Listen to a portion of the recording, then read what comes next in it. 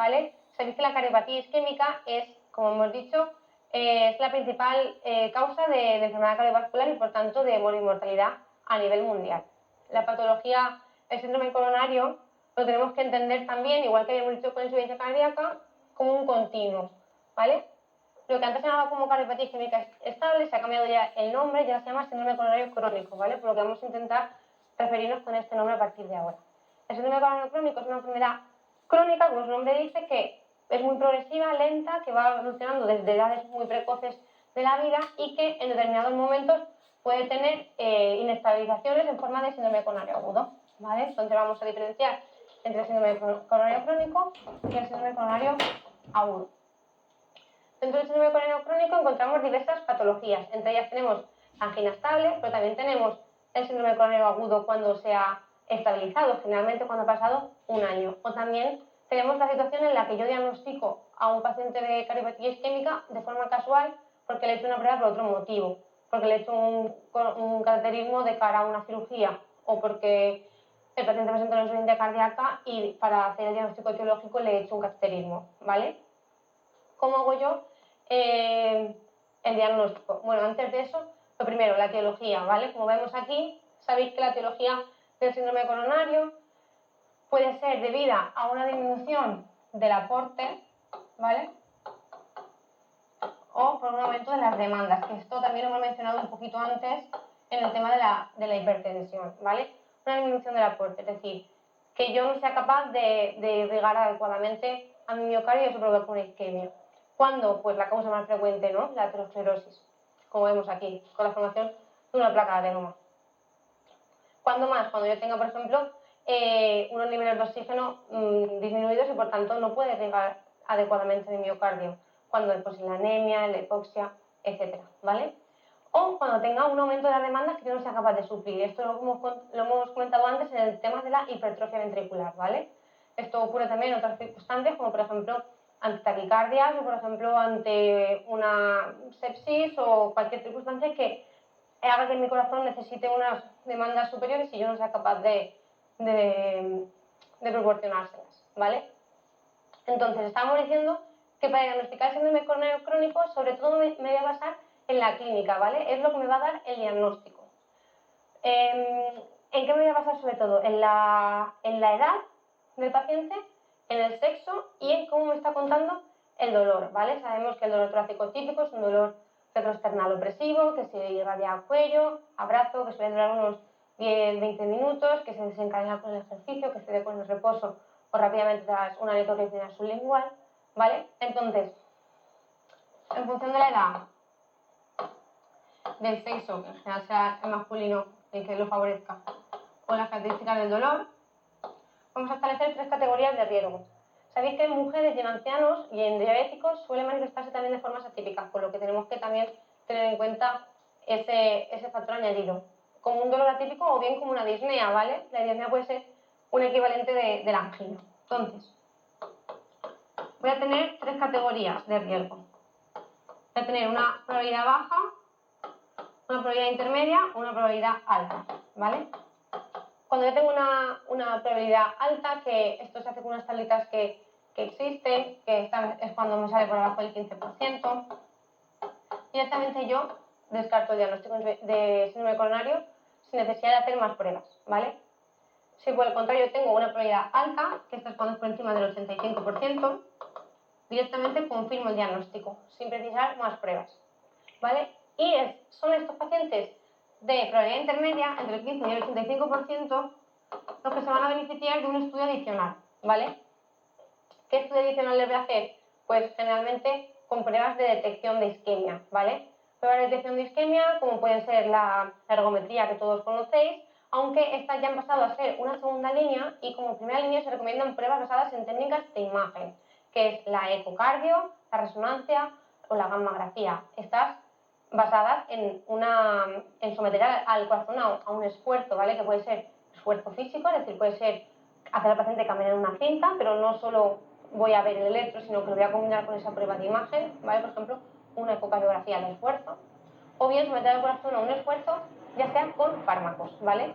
Es la ecografía de esfuerzo o la ecografía de estrés, ¿vale? Podemos hacerlo con ecografía, con reso o con mamografía, como hemos dicho. Y tenemos otra prueba, ¿vale?, que es el TAC de arterias coronarias, que en este caso lo que vamos a hacer, digamos, sería como una coronariografía, pero no invasiva, ¿vale? Es intentar ver la anatomía coronaria a través de un TAC con contraste. Generalmente el TAC lo vamos a preferir para estos pacientes más cerquita de la baja probabilidad y las pruebas de detección de isquemia más para los pacientes más cerca de la probabilidad alta, ¿vale? Pero el diagnóstico definitivo, el diagnóstico anatómico nos lo va a dar al final la coronariografía, ¿vale? Hablamos de estenosis severa cuando encontramos una disminución del calibre de la luz del vaso por encima del 70%, ¿vale? O en caso de que estemos hablando del tronco coronario, del 50%. Recordatorio anatómico breve, sabéis que tenemos dos arterias coronarias, tenemos la arteria coronaria derecha, ¿vale?, que pues se encarga de irrigar toda la zona, pues todas las venas derechas, se encarga de irrigar también la parte del nodo sinusal, del nodo auriculoventricular, y sabéis que hasta en un 80 o un 85% de los casos da lo que se llama la arteria descendente posterior, ¿vale?, que es la que se encarga de irrigar la cara más inferior del corazón, ¿vale? Por lo que hasta en un 85% de los casos la coronaria derecha se encarga de irrigar la cara inferior del corazón. Tenemos la otra arteria, que sería la coronaria izquierda. Tenemos una zona común que sería el tronco izquierdo. Hemos dicho que para que sea severa con un 50% no bastaría, debido a su importancia, porque da a estas dos grandes arterias. Luego tendríamos la descendente anterior y la circunfleja. Luego veremos una imagen que nos orientará un poquito mejor, que a lo mejor aquí os descoloca la ubicación.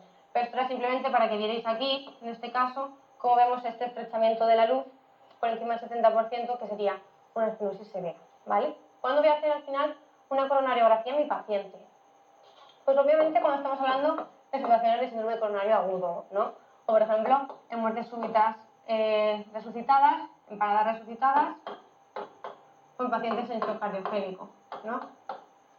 ¿Cuándo más voy a hacer yo una coronariografía a mi paciente? Pues cuando yo le he hecho una prueba de isquemia y esta me salió positiva, ¿no? Al final se la he hecho un poco para eso. Cuando tenga un paciente con una angina refractaria, que no me responda al tratamiento, ¿vale? ¿Cuándo más puedo hacer una coronariografía? Por ejemplo, también puedo hacerlo cuando yo tengo un dolor torácico que es atípico o es dudoso y con las pruebas que he hecho no me queda claro, ahí también puedo hacerlo, ¿vale? En dolor torácico dudoso, con los resultados de las pruebas dudosas. También ya lo hemos dicho que lo podemos hacer en el estudio de la insuficiencia cardíaca. Ya hemos dicho que la cardiopatía isquémica es una causa muy frecuente de insuficiencia cardíaca, por tanto habrá que descartar que esta no sea la etiología. Y luego una causa también muy frecuente de hacer una coronariografía, ya lo hemos mencionado antes, es en el estudio prequirúrgico de cirugía cardíaca. Es decir, si voy a operar a un paciente de cirugía cardíaca es una operación de mucho riesgo. Por tanto, si ya lo voy a operar una vez, tengo que intentar operarlo de todo lo que el paciente pueda necesitar, por así decirlo, ¿no? Entonces, hay que hacer una búsqueda activa de esta cardiopatía isquémica y ver si el paciente se necesita también operar de cirugía coronaria. Entonces, lo voy a hacer en pacientes que tengan riesgo de tener esta cardiopatía isquémica, que van a ser generalmente los pacientes varones por encima de 40 años, las mujeres ya por menopausia, o bien pacientes que tengan elevados factores de riesgo cardiovasculares, ¿vale? Muy bien, y entonces, el tratamiento del síndrome coronario crónico, pues podemos dividirlo en dos. Una parte vamos a tener el tratamiento médico y por otra parte vamos a tener la revascularización. Vale, el tratamiento médico muy importante del síndrome coronario crónico, es lo más importante del síndrome coronario crónico. Y tenemos que diferenciar entre dos cosas. Primero, la que se trata, o sea, el tratamiento cuyo objetivo es reducir los eventos cardiovasculares, reducir la progresión de este síndrome coronario crónico, ¿vale? Y tenemos dos fármacos. Los antiagregantes, el adiro, que va a ser de por vida, salvo excepciones, y las estatinas. Acordaros que tenemos un objetivo de LDL por debajo de 55, pero las estatinas en este caso son siempre, ¿vale? Independientemente del LDL que tengamos, porque no solo tienen beneficios en reducción del LDL, sino que también estabilizan las placas de ateroma, ¿vale? segundo antiagregante, ¿vamos a ponerlo siempre o no? Bueno, pues el segundo antiagregante, que en el caso del síndrome coronario crónico de elección va a ser el clopidogrel, lo vamos a poner en caso de que hagamos revascularización con implante de stent, ¿vale? Sí, stent. Y generalmente va a ser suficiente con 6 meses, ¿vale? Aunque en pacientes de alto riesgo hemorrágico podemos reducir la duración de esta terapia a unos 3 meses, o en pacientes de alto riesgo isquémico podemos incluso aumentar la duración de esta terapia incluso a 3 años. Es decir, prevención de eventos cardiovasculares, aspirina y estatinas. Si además yo le hago una revascularización a mi paciente y le pongo un stent, le añadiré un segundo antiagregante que de elección va a ser el clopidogrel y será suficiente con unos 6 meses. El siguiente tipo de tratamiento que vamos a encontrar es el tratamiento sintomático.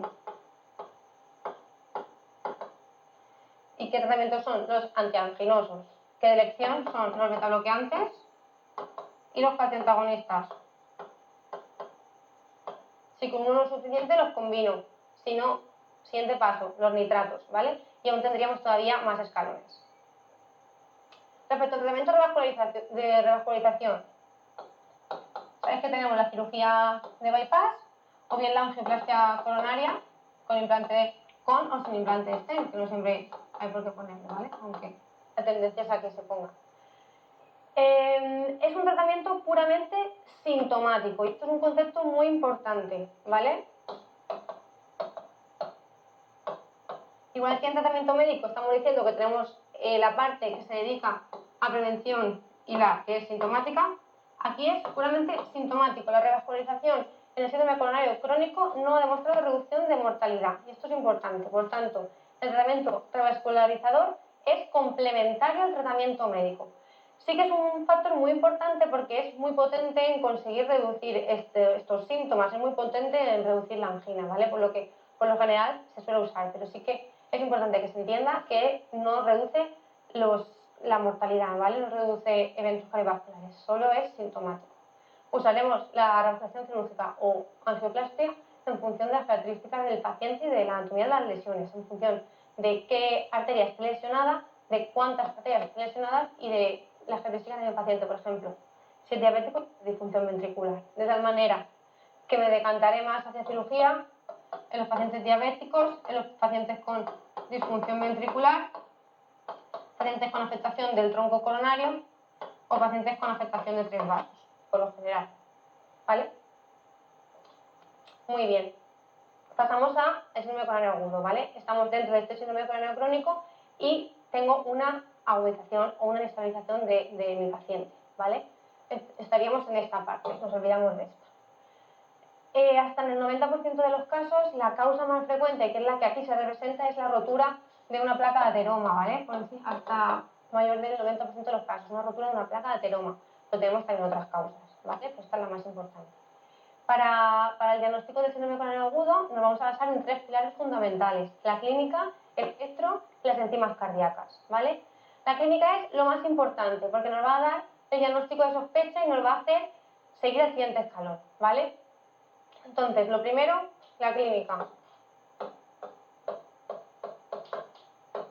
Yo sospecharé un síndrome coronario agudo cuando un paciente se me presente con un dolor anginoso que es de reciente comienzo o que no cede con nitratos, que se ha hecho más frecuente, que aparece con menos esfuerzos, que es de mayor intensidad. Es toda la angina que hemos comentado estable cuando se inestabiliza. Se inestabiliza, ya digo, cuando es de reciente comienzo, cuando no se controla con nitratos o con el reposo, cuando aparece en reposo, que antes hemos dicho que aparecía en el esfuerzo, cuando esta se hace de mayor intensidad, aparece a menor umbral de esfuerzo o con mayor frecuencia, ¿vale? Ante una situación de dolor torácico, el paciente me consulta con un dolor torácico, lo que tengo que hacer es hacer un electro en menos de 10 minutos. ¿Vale? Lo primero, mi paciente me viene con la clínica de dolor torácico sospechoso de angina, yo le hago un electro en menos de 10 minutos. Y ojo, que no solo es hacer el electro en menos de 10 minutos, es hacerlo e interpretarlo, que muchas veces se nos olvida. Muchas veces hacemos el electro y se queda ahí en el cajetín y ya se ve si eso en 2 horas, cuando vemos las troponías. Entonces, es ver e interpretar el electro. Porque esto nos va a permitir una primera clasificación del síndrome coronario agudo, como vemos aquí, ¿vale? Las alteraciones en el electro las podemos encontrar en la onda T, que significan isquemia, en el segmento ST, que nos hablan de lesión, o ya aparecen ondas Q, que nos hablan de necrosis. Pero lo más importante es que el electro nos va a permitir diferenciar entre estas dos entidades, entre el síndrome coronario agudo con elevación del ST o el síndrome coronario agudo sin elevación del ST, ¿vale? ¿Y esto por qué es importante? El síndrome coronario agudo con elevación del ST lo que nos viene a reflejar es una oclusión total del vaso, ¿vale? Quiere decir que el vaso sanguíneo está totalmente ocluido, lo que nos va a provocar un infarto transmural o subepicárdico. ¿Y esto por qué? A ver, el corazón sabéis que son 3 capas, ¿no? Tenemos una capa epicárdica, una capa miocárdica y una capa endocárdica. Las arterias coronarias son epicárdicas, ¿vale? Van por el epicardio, estarían aquí. De tal manera que si es fácil entender que si yo tengo una oclusión total del vaso, de tal manera que corto totalmente el flujo sanguíneo por ese vaso, pues se va a provocar una isquemia de todo al final, ¿no?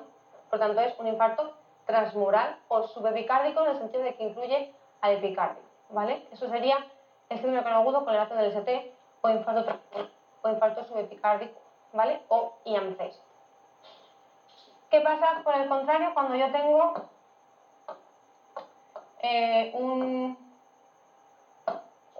un escasez, un infarto sin elevación del ST, que en el electro se podrá manifestar con un descenso de ST, con una alteración de las ondas T, o usar un electro completamente normal. O también se puede manifestar a veces con una elevación transitoria del ST.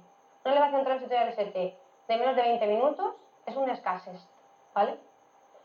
Cuando yo tengo un escasez, lo que yo tengo es un trombo no oclusivo, ¿vale? Yo tengo aquí un trombo, pero que no me está ocluyendo del todo mi vaso. De tal manera que sí que continúa habiendo flujo, pero este flujo pues es menor. Por tanto, la irrigación a mi corazón va a ser deficiente, ¿vale? ¿Qué capas se van a ver afectadas en este tipo de infarto?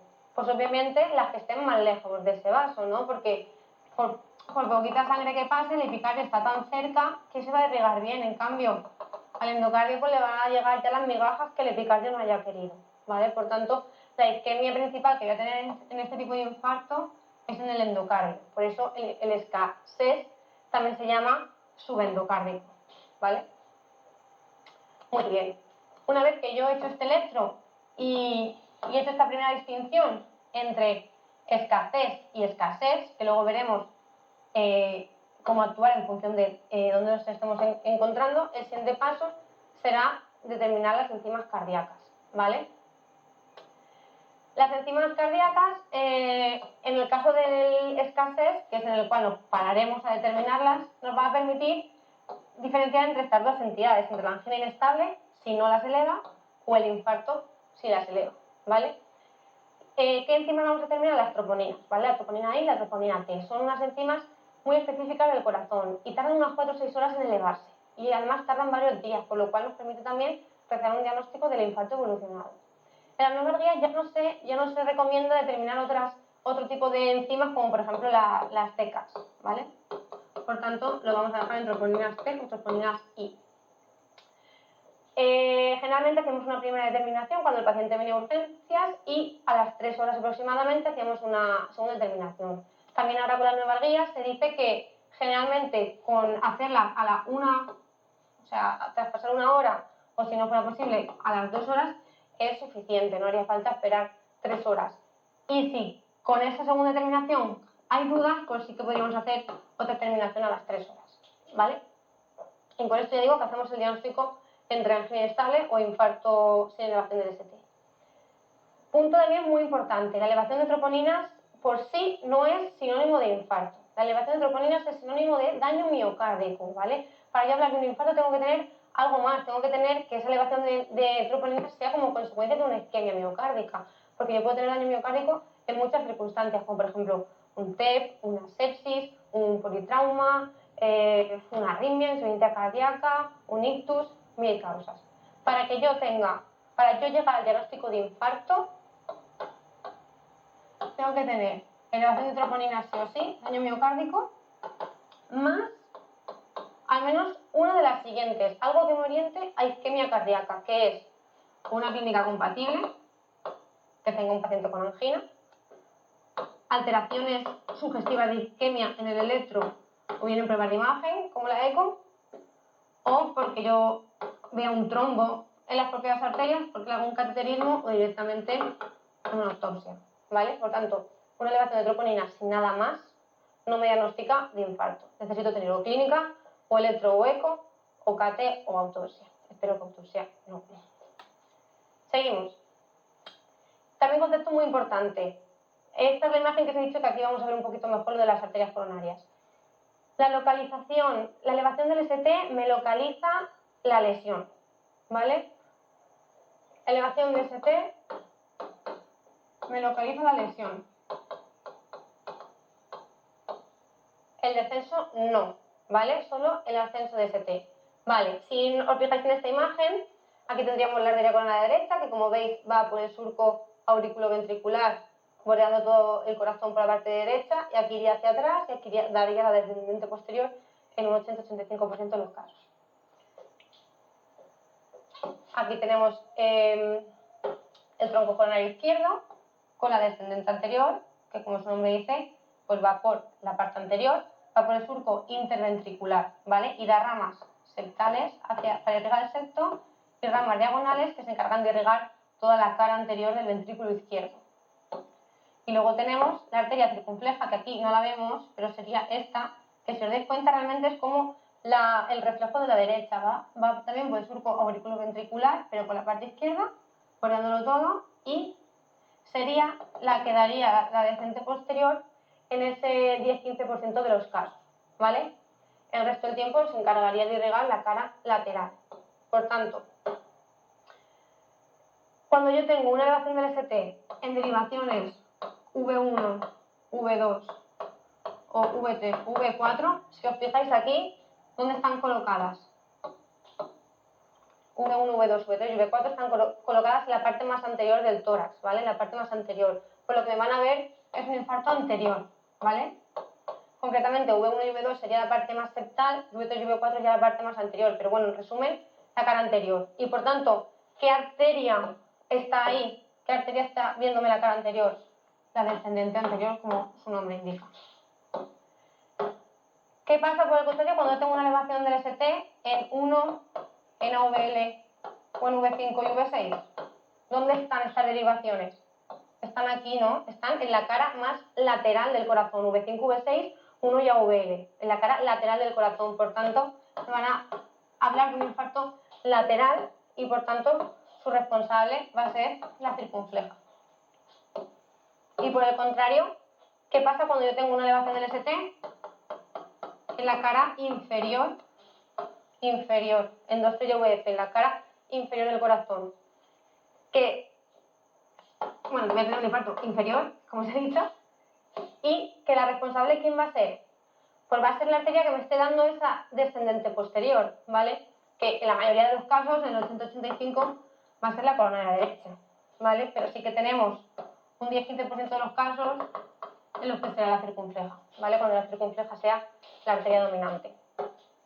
En los infartos inferiores hay que tener en cuenta que es muy importante descartar afectación del ventrículo derecho. Hemos dicho que la coronaria derecha se encarga de irrigar las cavidades derechas y por tanto es importante descartar afectación de este ventrículo, sobre todo si el paciente presenta hipotensión asociada, ¿vale?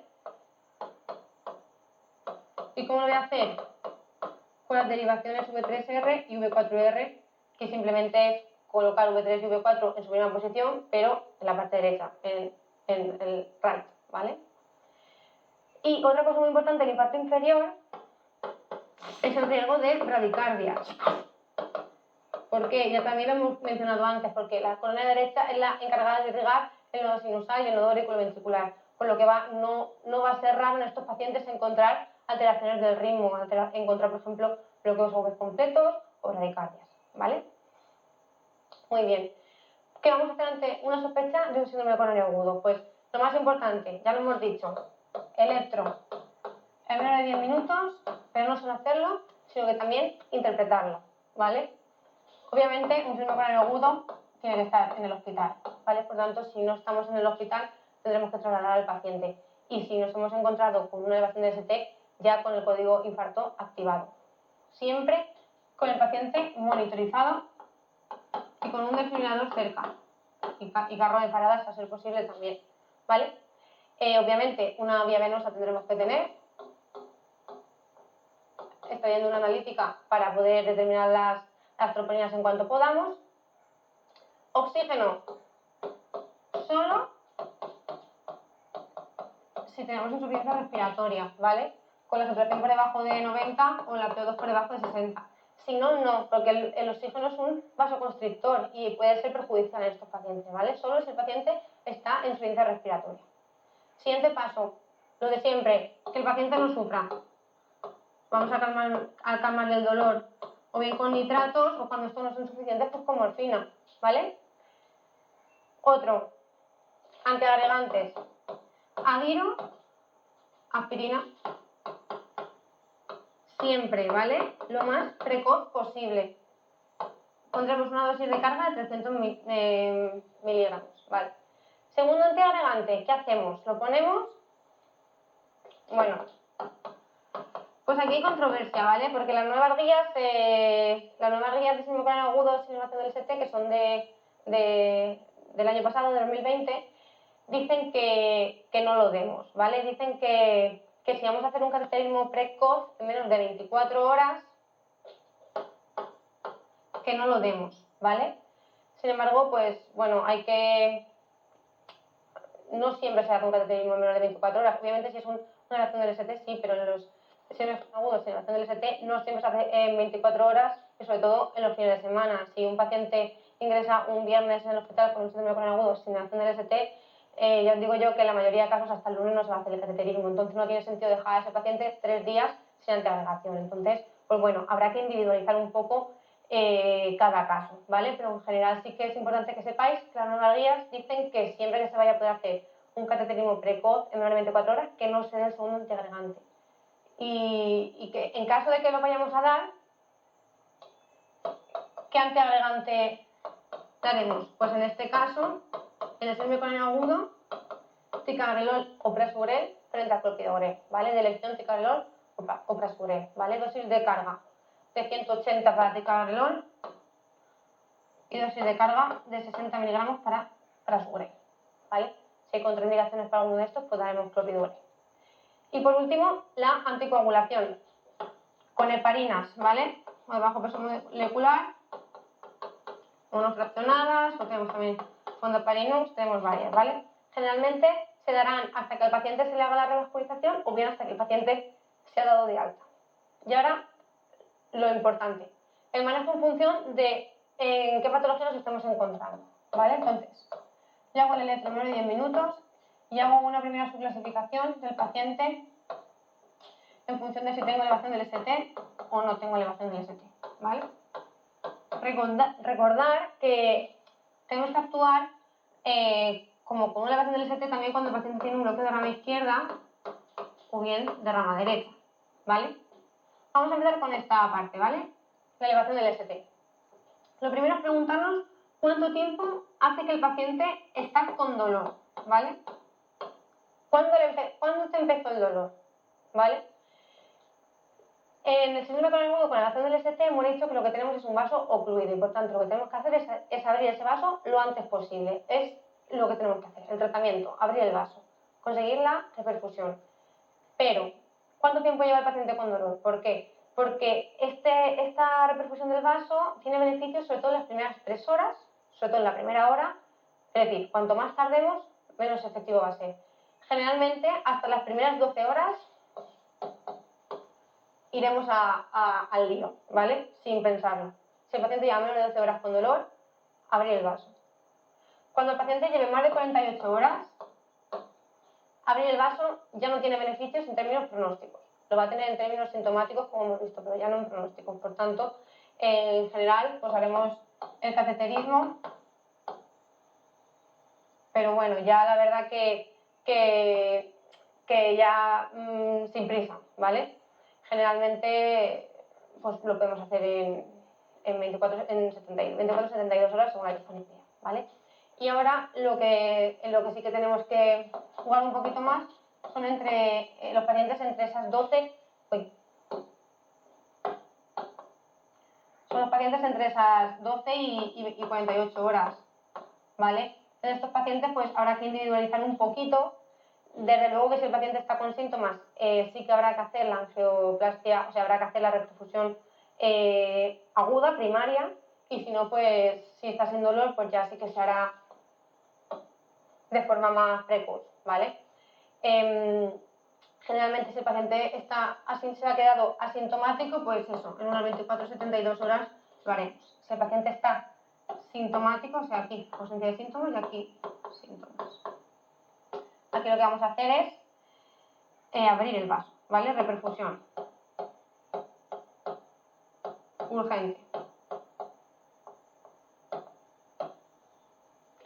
Y ahora, ¿cómo voy a hacer esta reperfusión? Tengo dos formas de hacerlo. Tengo la forma de la angioplastia primaria, hacer un cateterismo cardíaco y abrir ese vaso con la colocación de un stent, o tengo la fibrinolisis, es decir, administrar un fármaco que me lise ese trombo. ¿Cuándo voy a hacer una u otra? Aunque las dos formas han demostrado reducir la mortalidad y han demostrado reducir el deterioro que provoca la facción de eyección y demás, y el tamaño del infarto, generalmente la angioplastia tiene mayores tasas de éxito de la reperfusión y menores complicaciones, por lo que va a ser la terapia de elección siempre que se pueda. ¿Y cuándo decimos que se puede? Cuando yo tenga disponibilidad de hacerla en menos de 2 horas. De 2 horas del contacto médico, ¿vale? Que no nos líen los tiempos. 2 horas desde el contacto médico, no desde que empezaron los síntomas, ¿vale? Si yo puedo hacerla, angioplastia primaria. Si no puedo hacerla porque vayan a pasar más de 2 horas, pues haré fibrinolisis. Obviamente también haré angioplastia primaria si tengo contraindicación para la fibrinolisis, ¿no? Vale. Cuando yo hago la fibrinolisis, tengo unos 60-90 minutos para evaluar si ha sido efectiva o no. Si esta ha sido efectiva, tendré que hacer igualmente una coronariografía y en las primeras 24 horas, ¿vale? No hago la fibrinolisis y ya me olvido, no. Tengo que hacer un cateterismo sí o sí, pero ya tendré que hacerlo en unas 24 horas. Esto es si ha sido efectiva. Si no es efectiva, tendré que hacer una angioplastia de rescate, ¿vale? Que se llamará de rescate. Y habrá que hacerla urgente. ¿Cómo sé si la fibrinolisis ha sido efectiva o no? Pues porque el paciente se queda sin dolor y porque presenta un descenso del ST mayor o igual al 50%, ¿vale? Muy bien, pues esto sería respecto a la elevación del ST. ¿Qué pasa cuando yo tengo un caso sin elevación del ST? Es decir, que mi electro no tiene una elevación del ST. Podrá tener un descenso, podrá tener una onda T negativa o podrá no tener nada. Pues yo lo que tengo que hacer primero es clasificar a mi paciente en función del riesgo que presenta. Puedo clasificarlo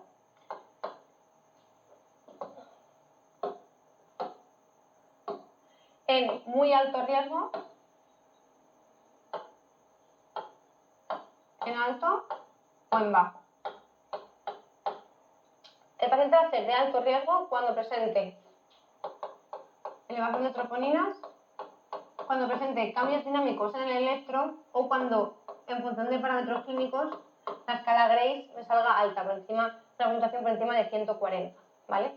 Muy alto riesgo van a ser los pacientes en inestabilidad hemodinámica, ¿vale?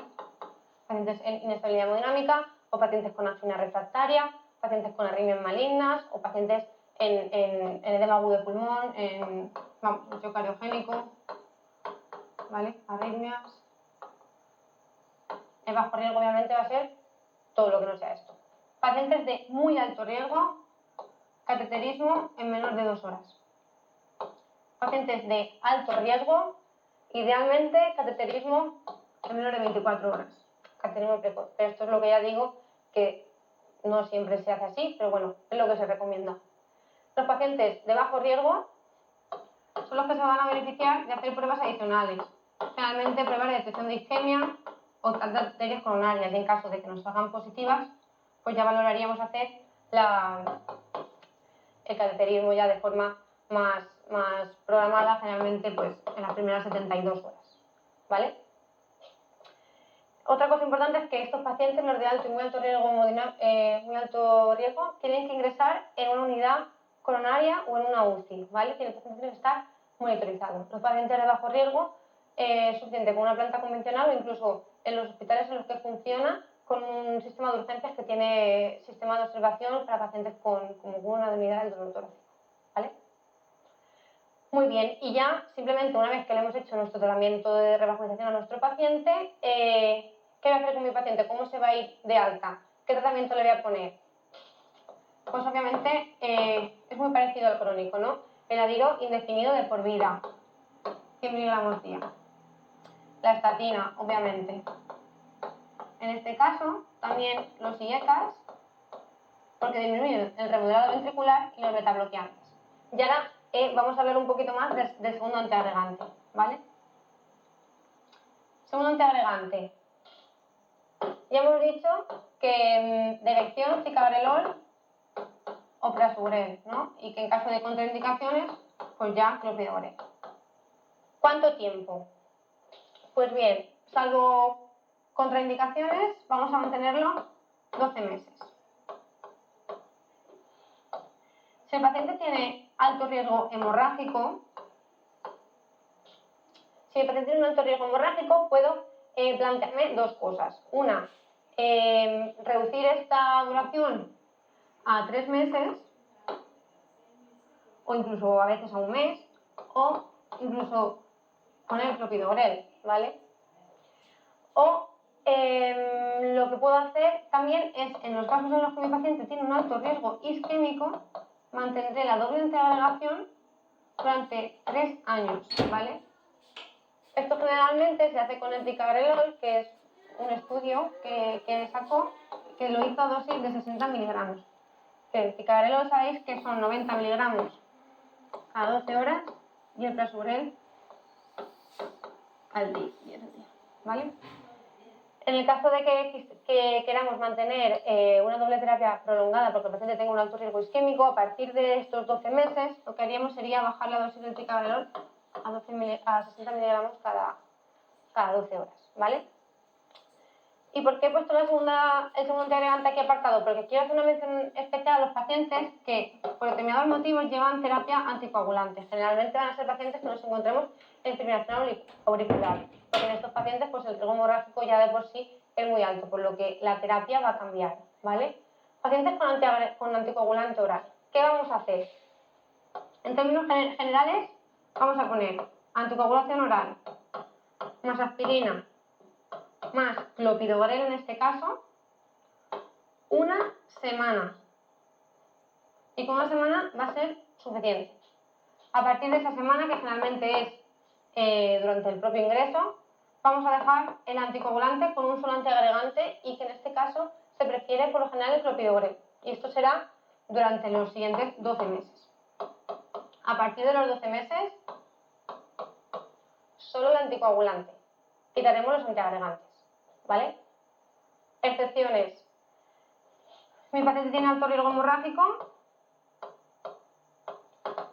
Esto lo hago todo igual, una semana de triple terapia, pero lo que puedo hacer es con la doble terapia, esta terapia de ACO del anticoagulante y el clopidogrel, reducirla a 6 meses.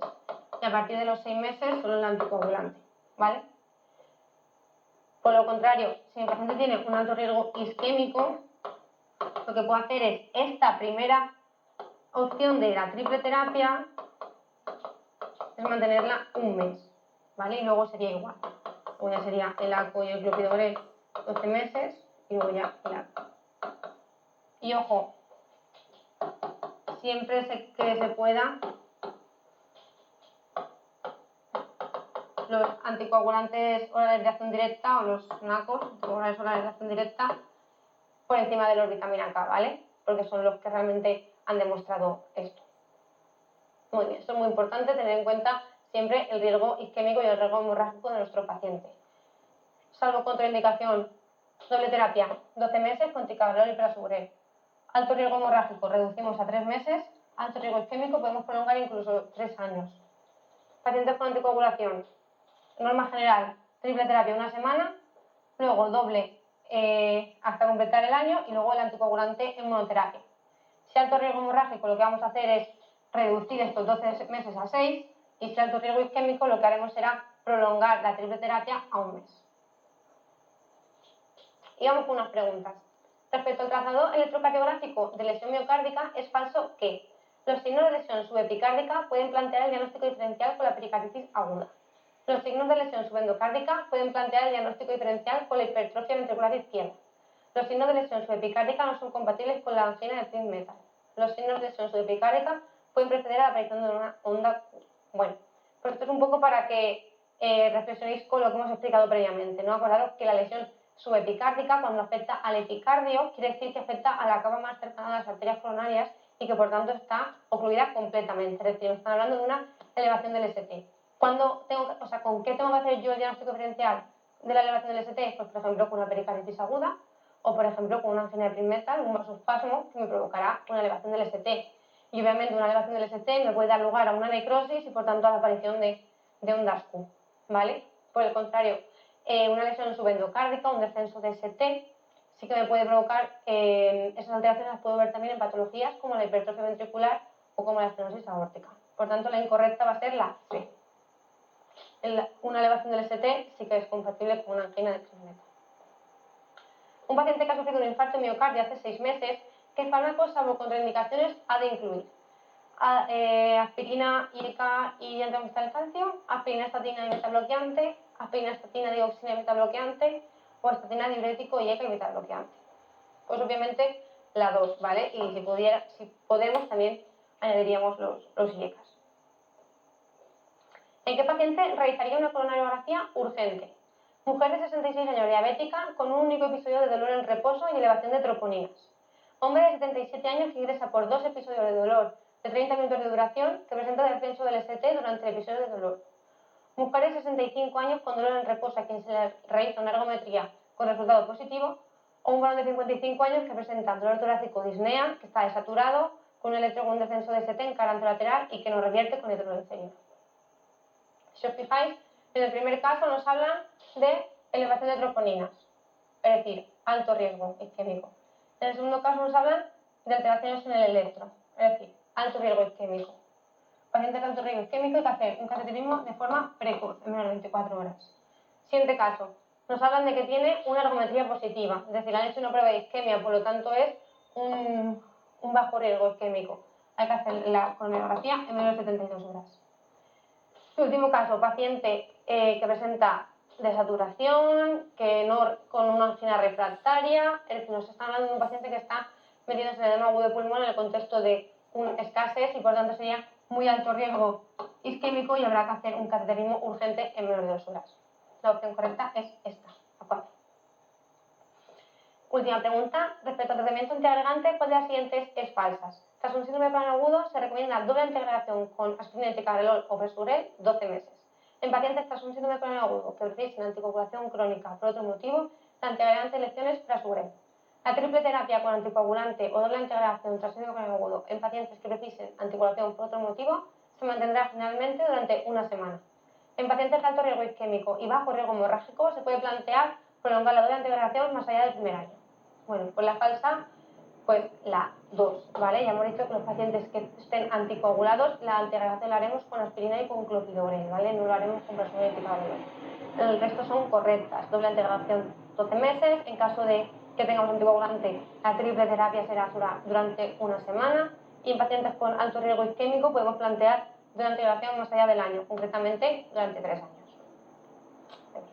Bueno, vamos a continuar con el tema de las arritmias. Vamos a ver por una parte las taquiarritmias y por otro las bradiarritmias. Y en este caso vamos a empezar al revés, vamos a empezar con el manejo de la fase aguda, ¿vale? Lo primero que tenemos que hacer tanto en las taquiarritmias como en la bradiarritmia va a ser ver la estabilidad del paciente, ¿vale? Si el paciente está inestable en la taquiarritmia, me va a dar igual cómo es el electro, lo que voy a hacer directamente es una calibración eléctrica. Si el paciente está estable, ya pues me puedo poner a leer el electro e intentar determinar a qué arritmia me estoy enfrentando. Entonces, para ello, lo primero que voy a hacer es diferenciar dos cosas. ¿Cómo es mi QRS? Si es ancho o estrecho.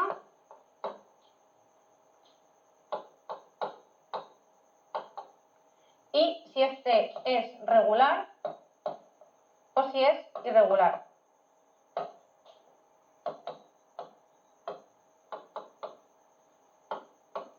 Vale. Taquicardias de QRS estrecho, irregular. Fibrilación auricular, ¿vale? Sí que veremos que podemos encontrarnos alguna otra patología, pero va a ser la fibrilación auricular, ¿vale? Además, es la arritmia más frecuente. Patología de QRS estrecho y que sean regulares. Tenemos varias, ¿vale? Estas a veces pueden ser difíciles de diferenciar porque muchas veces van tan rápido que la actividad auricular se superpone con los QRS y no somos capaces de verla, ¿vale? Entonces, ¿qué podemos hacer para intentar de ver esa actividad auricular y poder decir entre qué taquicardia nos encontramos? Pues lo que podemos hacer es frenar el número de estímulos que llegan al ventrículo, ¿no? Lo que hago es bloquear de forma transitoria el nodo auriculoventricular, de tal manera que el estímulo auricular va a continuar a tope con la taquicardia, pero el número de impulsos que me va a llegar al ventrículo va a ser menor, de tal manera que voy a poder ver bien esa actividad auricular. ¿Cómo voy a hacer esto? Pues voy a hacerlo con las maniobras vagales, inicialmente, aunque solo son efectivas hasta en un 20% de los casos. Si no es suficiente, pasaré a adenosina o a ATP. Adenosina, generalmente ponemos una primera dosis de 6 miligramos, si no es suficiente, pasamos a 12 miligramos. Importante es que está contraindicado en pacientes asmáticos porque pueden provocar broncoespasmos.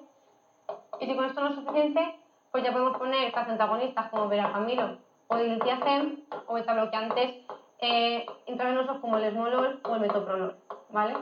Importante que los antagonistas están contraindicados si las sospechas que pueda ser una taquicardia ventricular, ¿vale? ¿Qué me van a provocar estos fármacos? ¿Vale? ¿Qué me van a provocar? Ya lo hemos dicho, lo que me van a provocar es un menor número de QRS, ¿vale? Para que yo pueda ver mejor las PET o la actividad auricular, ¿vale? Entonces voy a tener dos respuestas. Lo que voy a obtener es directamente un descenso de la frecuencia cardíaca ventricular o lo que voy a obtener es directamente el fin de la taquicardia. Y esto va a depender de cuál es el mecanismo de mi taquicardia, ¿vale? Si yo lo que tengo es una taquicardia que se origina en un punto auricular, al yo bloquear el nodo de forma transitoria con estos mecanismos, pues la actividad auricular va a seguir rápida, pero al ventrículo se transmitirán menos mientras haga efecto este fármaco. Entonces me lentecerá la frecuencia cardíaca. Cuando este fármaco deje de hacer efecto, pues otra vez se transmitirá también rápido. Sin embargo, tengo algunas taquicardias en las que el nodo auriculoventricular forma parte de la taquicardia, ¿vale? Entonces, si yo pongo un stop en ese nodo auriculoventricular, directamente esa taquicardia cederá. Luego lo veremos. ¿Cuáles van a enlentecerse? Por la taquicardia sinusal, la taquicardia auricular, el flúter. Y si tenía dudas porque no me quedaba claro, pues sería la fibrilación auricular, ¿vale? Aunque esa no estaría dentro de las regulares, pero también se enlentecería. ¿Cuáles se van a cesar? Las taquicardias supraventriculares paroxísticas, que son la taquicardia por reentrada intranudal y lo que es el Wolff-Parkinson-White, ¿vale? La vía accesoria. No vemos. QRS ancho, regular. Salvo que se demuestre lo contrario, estamos ante una taquicardia ventricular. Primero, por su prevalencia y segundo, por sus implicaciones pronósticas, ¿vale? Hasta que se muestre lo contrario, una taquicardia ventricular. Sin embargo, tendríamos que hacer un diagnóstico diferencial con una taquicardia supraventricular aberrada, ¿vale? O con una taquicardia antidrómica, ahora lo veremos. Y taquicardia de QRS ancho irregular, pues son las taquicardias ventriculares polimorfas, la FV, fibrilación ventricular, y bueno, también tenemos la fibrilación auricular preexcitada, que ahora veremos. Con la fibrilación auricular también conducida con aberrancia. Este es un primer esquema para que las clasifiquéis, ahora las vamos viendo, ¿vale? Empezamos con taquicardias de cuerpo estrecho que no ceden con adenosina. Yo, aunque bloquee el nodo auriculoventricular, esa taquicardia no va a desaparecer, va a seguir, lo que pasa es que el QR se irá más lento, porque yo estoy bloqueando el número de impulsos que llegan al ventrículo. La primera de ellas, la taquicardia sinusal, ¿vale? Si mi nodo sinusal va a 120, por mucho que yo frene el nodo auriculoventricular, mi nodo sinusal va a seguir a 120. Lo que pasa es que al frenar el nodo auriculoventricular llegarán menos impulsos al ventrículo y cuando cese esa función volverá a estar a 120. ¿Cómo se define una taquicardia sinusal? Pues una taquicardia que presente unas P sinusales. ¿Cómo son las P sinusales? Son P que van a ser positivas en 2, en AVF y en 1. Y van a ser negativas en AVR, ¿vale? Simplemente por cómo están colocados los electrodos. El nodo sinusal está ubicado en la parte superior derecha de la aurícula derecha y se dirige hacia abajo y a la izquierda. Por tanto, va a ser una onda que va a ser negativa en el electrodo VR, porque el electrodo AVR se encuentra en la parte superior derecha, por tanto el estímulo sinusal se aleja de AVR, por tanto es una onda negativa, y por el contrario es una onda que se va a acercar hacia 1, 2 y AVF, y por tanto va a ser una onda P que va a ser positiva aquí. Como veis aquí, encontramos una onda P que es positiva en 1, en 2, en AVF y que es negativa en AVR. ¿Vale? La taquicardia sinusal casi siempre es secundaria a otra patología, por lo que tenemos que hacer es buscar esa patología y tratar esa patología. ¿A qué? Pues a un tromboembolismo pulmonar, a una hipoxia, a una infección, etc. ¿Qué más encontramos? Encontramos la taquicardia auricular, ¿vale? La taquicardia auricular, lo que vamos a encontrar en esta taquicardia auricular es una actividad auricular, por lo que encontraremos unas ondas P, pero que no cumplen los criterios de las P sinusales, es decir, van a ser unas P diferentes a estas. Por ejemplo, podemos encontrar una P que sea negativa en cara inferior, ¿vale? Esto no es una P sinusal, esto es una P que viene de aurículas, pero que viene de otra zona del nodo sinusal, ¿vale? El tratamiento de la taquicardia auricular generalmente va a ser la ablación de ese nudo, ¿vale? Hacer un cateterismo para intentar eliminar ese foco ectópico que está generando esa taquicardia. Siguiente, el flúter, lo mismo. El flúter se crea un circuito de macrorreentrada a nivel del istmo cabo-tricuspidio, que lo que está generando son impulsos auriculares a unos 300 latidos por minuto y que en general se transmiten al ventrículo con una frecuencia de bloqueo 2,1, ¿vale? De tal manera que si mi aurícula va a 300 y por cada 2 ondas de flúter una se transmite al ventrículo, pues el ventrículo va a ir a 150. Pero ojo, que este bloqueo puede que no sea 2,1, por ejemplo, aquí no es un 2,1, aquí no, por cada 2 ondas no hay un QRS, ¿vale? Incluso puede ser que este tipo de bloqueo sea variable, puede ser que ahora mi latido decida hacer un 2,1, puede ser que ahora mi latido decida hacer un 3,1, puede ser que luego otra vez un 2, luego puede ser que decida hacer un 4. Por tanto, se me hace irregular el ritmo, ¿vale?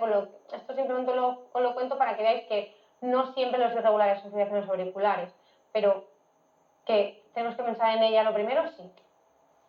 Vale, entonces, ¿por qué se caracteriza el flúter? Pues por eso, por una actividad auricular con unos 300 latidos por minuto, que se transmite al ventrículo con un cierto grado de bloqueo, que suele ser 2,1, por lo que el ventrículo va a 150, y que el ritmo auricular se caracteriza por la sustitución de las ondas P por unas ondas F mayúscula y que son los característicos dientes en sierra, ¿vale? Que se ve sobre todo en derivaciones de cara inferior. El flúter está muy asociado con la presencia de patología pulmonar como el EPOC, ¿vale? Muy importante. Y el tratamiento va a ser el mismo que la fibrilación auricular, como ahora veremos, con la característica de que la ablación en estos casos es muy efectiva, hasta en el 90% de los casos se consigue la ablación, y en el caso de que hagamos cardioversión es mucho más efectiva a la cardioversión eléctrica, no tanto a fármacos. Vale. Ya tenemos la fibrilación auricular, ¿vale? La fibrilación auricular es la arritmia más frecuente y en este caso lo que se provoca es un ritmo en las aurículas que es muy caótico y muy desorganizado, por lo que se caracteriza por una actividad auricular que no tiene onda P, obviamente, y lo que ocurre es que la línea de base se sustituye por unas ondas F minúsculas, es decir, realmente no tengo una línea de base plana, yo tengo una línea de base que tiene unas onditas F, ¿vale? Obviamente no es la onda F del flúter, pero sí que tengo unas onditas, ¿vale? Y además, obviamente, característica súper importante de la fibrilación auricular, pues que la transmisión al ventrículo es irregular, ¿vale? La excepción para que fuera regular es que la FA además estuviera asociada con un bloqueo auriculoventricular, ¿vale? ¿Qué tenemos que hacer con nuestros pacientes? O sea, la fibrilación auricular, como es la patología más frecuente, tenemos que hacer un screening de ella, ¿vale? Tenemos que hacer una toma del pulso a todos los pacientes por encima de 65 años. Y si este pulso es irregular, tenemos que hacer un electro para tratar de identificarla. Los principales factores de riesgo para el desarrollo de esta son la edad, la hipertensión, la obesidad, el SAOS y las cardiopatías del lado izquierdo del corazón. ¿Y por qué es importante? Pues porque tiene una elevada morbimortalidad, con un riesgo de tromboembolismo. Por tanto, ¿qué vamos a hacer para su tratamiento? Pues lo primero ya lo hemos dicho, determinar cuando nos encontremos con una fibrilación auricular, lo primero es ver si el paciente está estable. ¿Vale?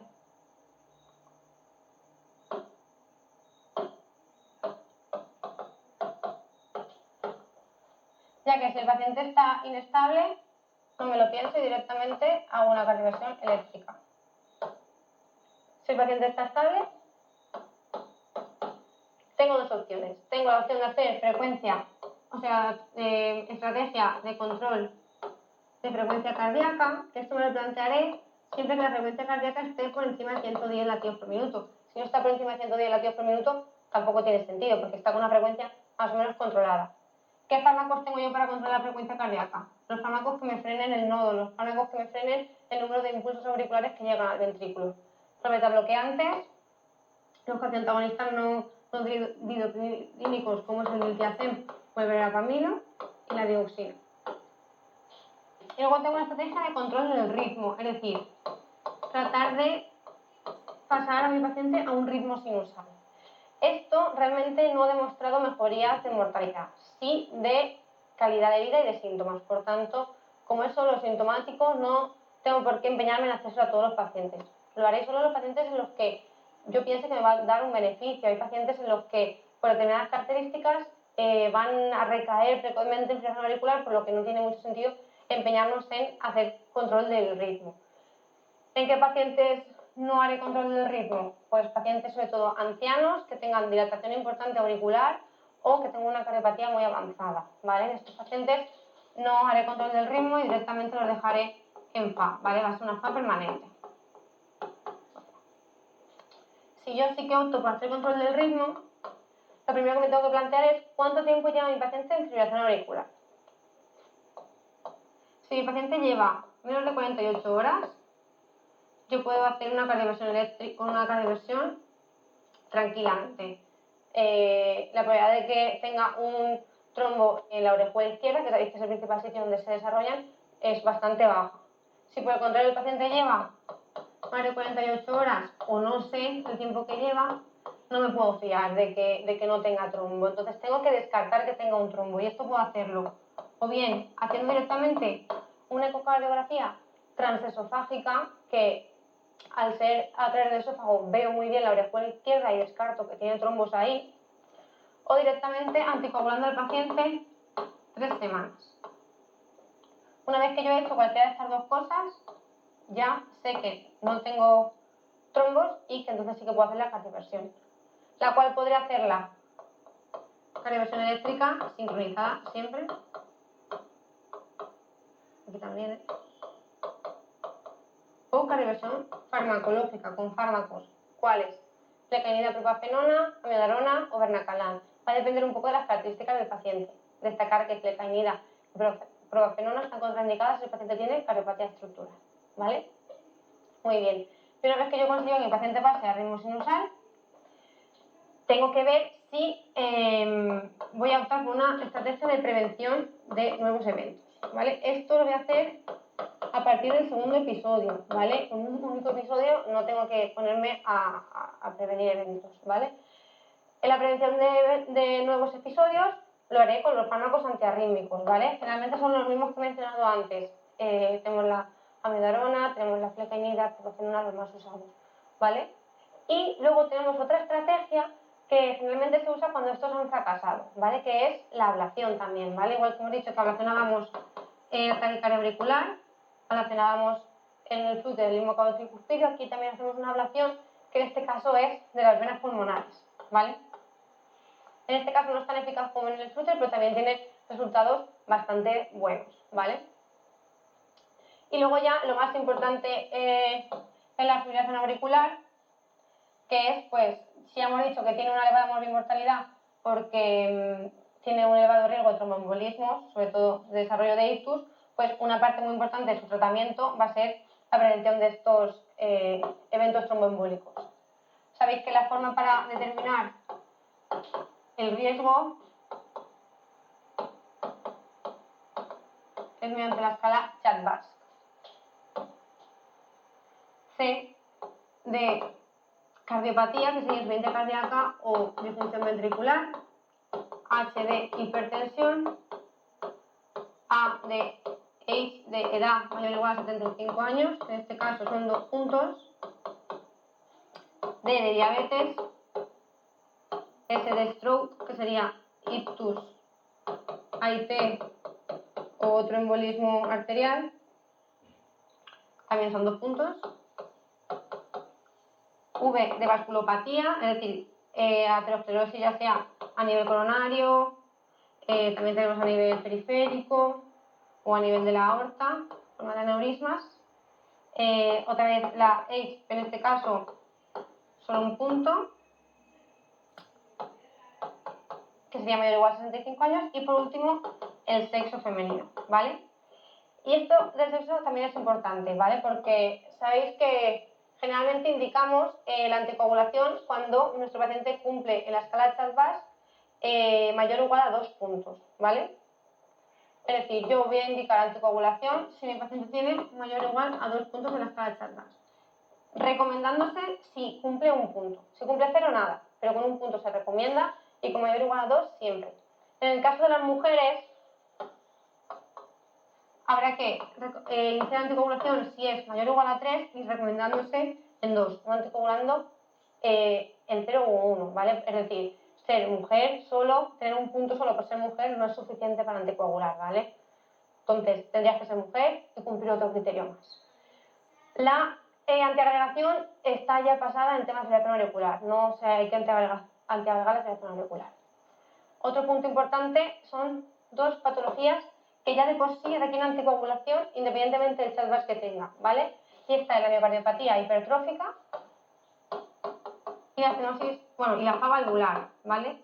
Entendemos por FA valvular la estenosis mitral moderada o severa o las prótesis mecánicas de cualquier localización.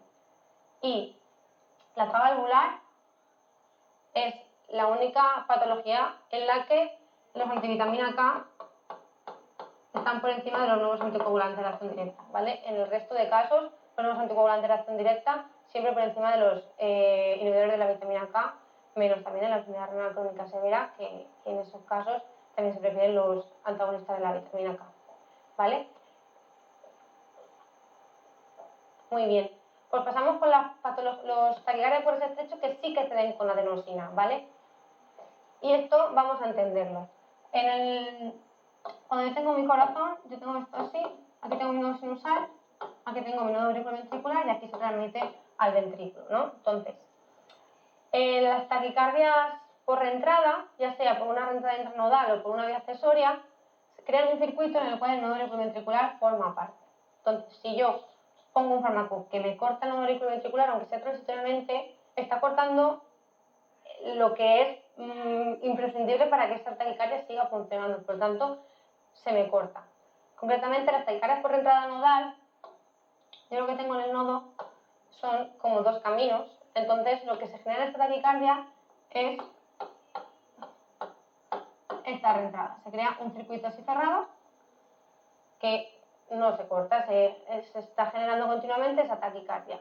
Cuando yo pongo el nodo, la adenosina o gomenio-vagales, al yo cortar directamente aquí, corto la taquicardia, ¿vale?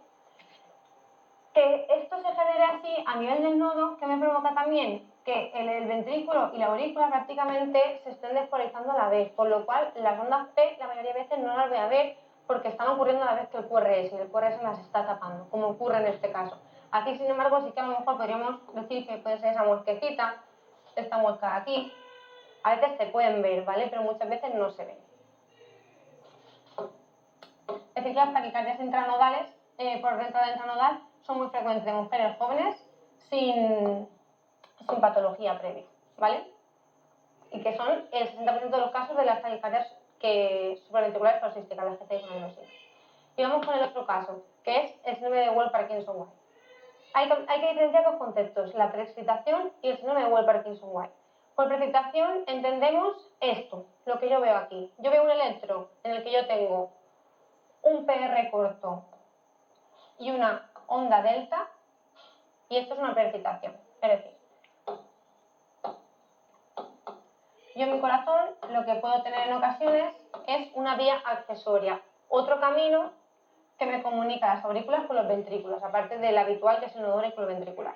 Esta vía se caracteriza porque conduce el ventrículo con bastante rapidez, es decir, de forma habitual el nodo auriculoventricular presenta un retraso fisiológico normal, es una manera de proteger a los ventrículos, para que si hay muchos estímulos en la aurícula no todos lleguen al ventrículo.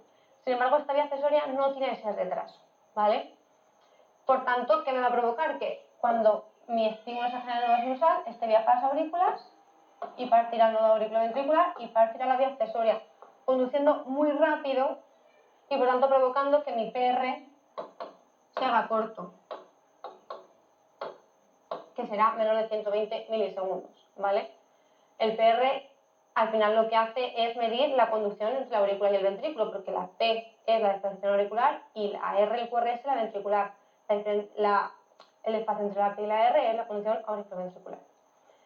Además, cuando el estímulo se transmite por la vía accesoria, despolariza el ventrículo miocito a miocito. Yo no estoy despolarizando el ventrículo por el sistema de conducción normal, ¿vale? Esto lo que me va a provocar es que mi QRS no sea normal, que mi QRS no sea estrecho. Lo que me va a provocar es que mi QRS se ensanche y por tanto me va a hacer la aparición de la onda delta, esa barriga que le aparece al QRS, ¿vale? Mi QRS va a ser más estrecho cuanta más cantidad de ventrículos se despolarice por la vía accesoria. Va a ser más estrecho cuanto más ventrículos se despolarice por la vía normal, ¿vale? Y como veis aquí, pues esta vía accesoria crea un circuito también que tenemos aquí. Y además este circuito puede ser en dos direcciones. Puede ser que baje por el nodo auriculoventricular y suba por la vía accesoria. Cuando se crea esta taquicardia, como baja por el sistema de conducción normal, mi QRS va a ser estrecho porque va por el sistema de conducción específica. Estas son las taquicardias ortodrómicas, que son las más frecuentes y son de QRS estrecho. Sin embargo, puede darse el caso de que sea al revés, que baje por la vía accesoria y suba por el nodo auriculoventricular. Como baja por la vía accesoria, está despolarizando el ventrículo, miocito a miocito, no lo está haciendo por el sistema de conducción específica, por lo que el QRS va a ser ancho. Estas son las taquicardias antidrómicas, el QRS ancho, ¿vale? Y antes hemos dicho que teníamos que diferenciar entre la preexcitación y el Wolff-Parkinson-White. Vale, la preexcitación hace referencia únicamente a la manifestación electrocardiográfica. Si yo hago un electro y me encuentro esto, lo único que puedo decir es que tengo una preexcitación. Para hablar de síndrome de Wolff-Parkinson-White, como su nombre indica, es un síndrome y por tanto se tiene que acompañar de síntomas, ¿vale? El paciente tiene que tener taquicardias o palpitaciones para poder hablar del síndrome de Wolff-Parkinson-White, ¿vale? El tratamiento será la ablación de la vía accesoria, igual que en la reentrada intranodal será la ablación de una parte del nodo. Una cosa importante a destacar también aquí es que en caso de taquicardia, ¿vale? Concretamente en caso de fibrilación auricular, porque los pacientes con Wolff-Parkinson-White tienen un riesgo elevado de fibrilación auricular, están contraindicados los fármacos frenadores del nodo que hemos mencionado antes. Están contraindicados los betabloqueantes, los antagonistas, la dioxina y también la miodarona. ¿Por qué? Porque son fármacos que son frenadores porque actúan a nivel del nodo auriculoventricular, me frenan el nodo auriculoventricular. Si en un Wolff-Parkinson-White, en una vía accesoria, yo freno el nodo auriculoventricular, lo que estoy consiguiendo es que más impulsos vayan por la vía accesoria. la cual hemos dicho que conduce el ventrículo más rápido todavía. Y esto no es bueno, porque lo que voy a conseguir es que una cantidad bestial de impulsos vayan al ventrículo y muy rápido, y eso me puede generar una fibrilación ventricular. Por tanto, estos fármacos están contraindicados en estos casos. ¿Qué tendré que hacer en el Wolff-Parkinson-White con una fibrilación auricular? O directamente cardioversión eléctrica o procainamida. ¿Vale? Muy bien. Y pasamos a las taquicardias de QRS ancho. Ya hemos dicho que hasta que se demuestre lo contrario, taquicardia ventricular, sobre todo si el paciente tiene cardiopatía estructural, un infarto, ¿vale? Se va a manifestar con al menos 3 o más latidos con un QRS ancho, ¿vale? ¿Con qué tenemos que hacer el diagnóstico diferencial? Con una taquicardia supraventricular que se conduzca con un QRS ancho. ¿Por qué? Pues porque el paciente tenga, por ejemplo, un bloqueo de ramas. Si el paciente de forma basal ya tiene un QRS ancho, pues con la taquicardia lo va a seguir teniendo, ¿vale? O ya lo hemos dicho también, las taquicardias antidrómicas. ¿Cómo voy a hacer el tratamiento de las taquicardias ventriculares? Pues igual, si el paciente está inestable, pues no me lo pienso y hago cardioversión eléctrica sincronizada. Si el paciente está estable, pues generalmente se preferirán fármacos y de elección será la procainamida, ¿vale? Dejando la amiodarona y la lidocaína para los casos en los que esto sea secundario a síndrome coronario, ¿vale? Taquicardias de QRS ancho irregulares. Las taquicardias ventriculares monomorfas. Estas son taquicardias ventriculares monomorfas en las que la morfología del QRS va variando. ¿Dónde lo encontramos principalmente? En la torsada de puntas, como vemos aquí, en pacientes con